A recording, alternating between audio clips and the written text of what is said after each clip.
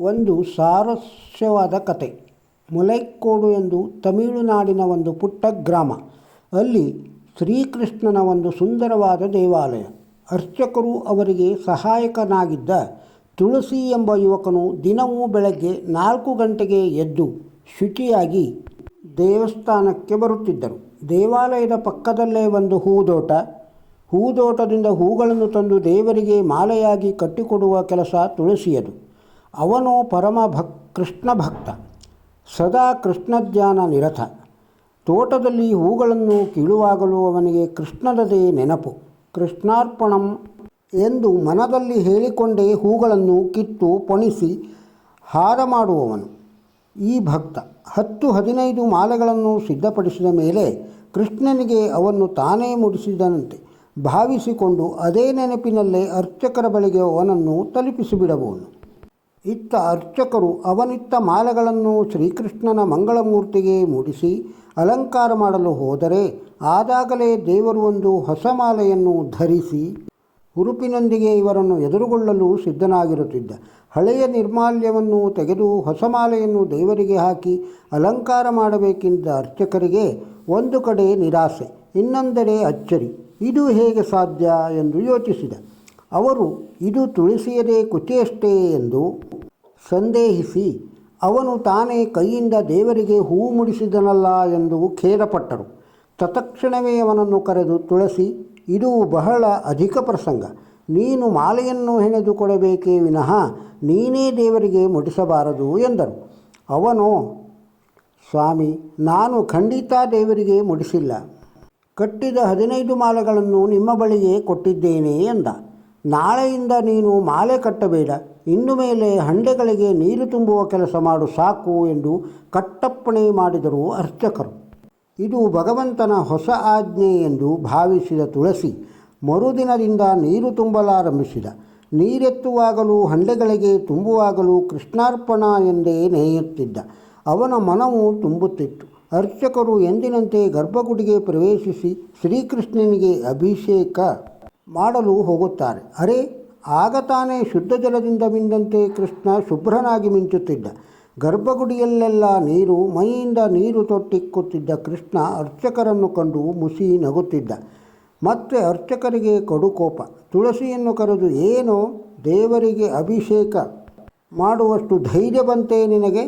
ನಿನ್ನಿಂದ ನನಗೆ ಉಪಕಾರಕ್ಕೆ ಬದಲಾಗಿ ತೊಂದರೆಯೇ ಹೆಚ್ಚಾಯಿತು ಎಂದೆಲ್ಲ ಬೈಯಲಾರಂಭಿಸಿದರು. ತುಳಸಿಗೂ ಕಣ್ಣುಗಳಿಂದ ಧಾರಾಕಾರವಾಗಿ ನೀರು ಸುರಿಯಲಾರಂಭಿಸಿತು. ಸ್ವಾಮಿ, ನಾನು ಹಂಡೆಗಳಲ್ಲಿ ನೀರು ತುಂಬಿದೆ ಅಷ್ಟೇ. ಅಯ್ಯೋ, ಕೃಷ್ಣನಿಗೆ ಅಭಿಷೇಕ ಮಾಡುವುದು ಹೇಗೆಂದೇ ನನಗೆ ತಿಳಿಯದು ಎಂದ.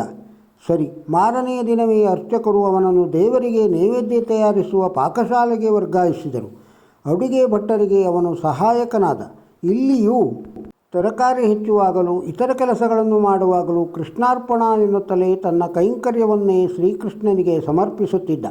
ಅರ್ಚಕರು ಈ ಬಾರಿ ಬಹಳ ಜಾಗರೂಕರಾಗಿ ಗರ್ಭಗೃಹದ ಬಾಗಿಲಿಗೆ ಬೀಗ ಜಡಿದು ಕೀಲಿ ಕೈಯನ್ನು ತನ್ನೊಡನೆ ತೆಗೆದುಕೊಂಡು ಹೋಗಿಬಿಟ್ಟರು.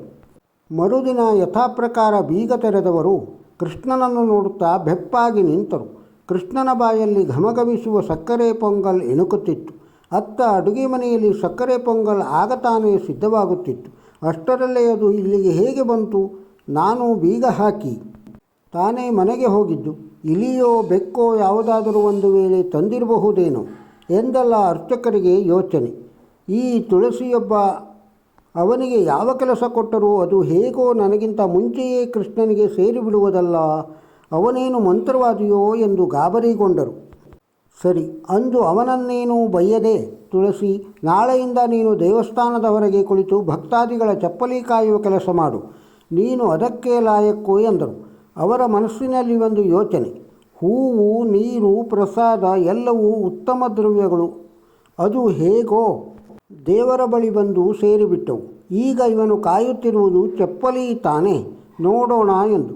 ಇದು ಭಗವಂತನ ಆಜ್ಞೆ ಎಂದು ತಲೆಬಾಗಿದ ತುಳಸಿ ಅಂದಿನಿಂದ ಮುಖ್ಯದ್ವಾರದ ಬಳಿ ನಿಂತು ಭಕ್ತರ ಪಾದರಕ್ಷೆಗಳನ್ನು ಕಾಯತೊಡಗಿದ. ಬಾಯಲ್ಲಿ ಮಾತ್ರ ಅದೇ ಮಂತ್ರ, ಕೃಷ್ಣಾರ್ಪಣಂ. ಅರ್ಚಕರು ಎಂದಿನಂತೆ ಬೀಗ ಹಾಕಿ ಹೊರಟರು. ಮರುದಿನ ಬೆಳಗ್ಗೆ ಗರ್ಭಗೃಹದ ಬಾಗಿಲನ್ನು ತೆರೆದ ಅರ್ಚಕರು ಕಂಡ ದೃಶ್ಯ ದಂಗಾಗಿ ನಡುಗಿಬಿಟ್ಟರು. ಅವರು ಕೃಷ್ಣನ ಪಾದದ ಬಳಿ ಒಂದು ಜೊತೆ ಪಾದರಕ್ಷೆ, ಅದು ಪಾದಕಮಲದಲ್ಲಿ. ಪಾದುಕೆ ಇರಬೇಕಾದ ಪೀಠದಲ್ಲಿ ಸಾಧಾರಣವಾದ ಚರ್ಮದ ಚಪ್ಪಲಿ. ಹೇ ಕೃಷ್ಣ, ಅಪಚಾರವಾಯಿತಲ್ಲ, ಇದು ಇಲ್ಲಿಗೆ ಹೇಗೆ ಬಂತು? ಎಂಥವನಿಗೂ ಗರ್ಭಗುಡಿಯ ಬೀಗ ಮುರಿದು ಹೇಗೆ ಸಾಧಾರಣ ಚಪ್ಪಲಿಯನ್ನು ದೇವರ ಪಾದದ ಬಳಿ ಇಡಲು ಹೇಗೆ ಮನಸ್ಸು ಬಂದೀತು ಎಂದೆಲ್ಲ ಹಲುಬಿದರು. ಭಯದಿಂದ ಗಾಬರಿಯಿಂದ ಬೆವತು ನೀರಾದರು.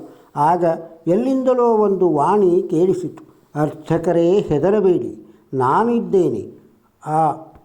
ನನ್ನ ಭಕ್ತ ತುಳಸಿಗೆ ನೀವು ಏನು ಕೆಲಸ ಕೊಟ್ಟರೂ ಅವನು ಕೃಷ್ಣಾರ್ಪಣ ಎಂದು ನನಗೆ ಕಾಣಿಕೆ ಸಲ್ಲಿಸಿಬಿಡುತ್ತಾನೆ. ಹೀಗೆ ಅವನು ಅರ್ಪಿಸುವ ಎಲ್ಲವನ್ನೂ ನಾನು ಮನಸಾರೆ ಸ್ವೀಕರಿಸುತ್ತೇನೆ. ಮನಸ್ಸೆಲ್ಲೋ ಬೇರೆಡೆ ಇದ್ದು ಮಾಡುವ ಪೂಜೆಗಿಂತ ಎಲ್ಲವೂ ಕೃಷ್ಣನಿಗೆ ಅರ್ಪಣೆ ಎನ್ನುವನ ಪ್ರೀತಿಯನ್ನೇ ನಾನು ಸ್ವೀಕರಿಸುತ್ತೇನೆ. ತುಳಸಿ ಒಬ್ಬ ಯೋಗಿ, ಅವನ ಅರ್ಪಣೆ ಎನ್ನುವನ ಪ್ರೀತಿಯನ್ನೇ ನಾನು ಸ್ವೀಕರಿಸುತ್ತೇನೆ. ತುಳಸಿ ಒಬ್ಬ ಯೋಗಿ, ಅವನ ಭಕ್ತಿ ನನಗೆ ಬಹಳ ಪ್ರಿಯ. ಕೃಷ್ಣ ಪರಮಾತ್ಮನ ಆ ವಾಣಿಯನ್ನು ಕೇಳಿ ಅರ್ಚಕರು ದೇವಾಲಯದ ಹೊರಗೋಡಿದರು. ತುಳಸಿಯ ಪಾದಗಳಿಗೆ ಸಾಷ್ಟಾಂಗ ಪ್ರಣಾಮ ಮಾಡಿದರು. ನಿನ್ನ ಮನವನ್ನು ಸದಾ ನನ್ನಲ್ಲೇ ನೆಟ್ಟು ಆಸೆ ಅಹಂಕಾರಗಳನ್ನು ಬಿಟ್ಟು ಎಲ್ಲ ಕೆಲಸಗಳನ್ನು ನನಗೋಸ್ಕರವೇ ಮಾಡು. ಭಗವದ್ಭಕ್ತರೇ, ನಾವು ಅಂಗಡಿಗಳಲ್ಲಿ ಹಣ್ಣು ಕೊಂಡು ಅಲ್ಲೇ ಕಚ್ಚಿ ತಿಂದುಬಿಡುತ್ತೇವೆ. ಹೆಂಗಸರು ಹೂವಿನಂಗಡಿಗಳಲ್ಲಿ ಹೂವನ್ನು ಕೊಂಡು ತತ್ಕ್ಷಣವೇ ಮುಡಿದು ಬಿಡುತ್ತಾರೆ. ಆ ಹಣ್ಣನ್ನಾಗಲಿ ಹೂವನ್ನಾಗಲಿಗೆ ದೇವರಿಗೆ ಅರ್ಪಿಸಲು ಮಂದಿರಕ್ಕೆ ಹೋಗಬೇಕೆಂದಿಲ್ಲ.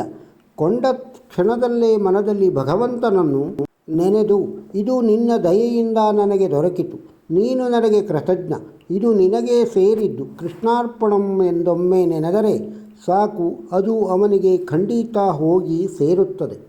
ಈ ವಿಡಿಯೋದಲ್ಲಿರುವ ಕತೆ ನಿಮಗೆ ಇಷ್ಟವಾಗಿದ್ದರೆ ಒಂದು ಲೈಕ್ ಕೊಡಿ. ಇದನ್ನು ಇತರರಿಗೂ ಶೇರ್ ಮಾಡಿ. ನಮ್ಮ ಚಾನಲ್ಗೆ ಇನ್ನೂ ಸಬ್ಸ್ಕ್ರೈಬ್ ಆಗದೇ ಇದ್ದರೆ ಸಬ್ಸ್ಕ್ರೈಬ್ ಆಗಿ. ನಮಸ್ಕಾರ.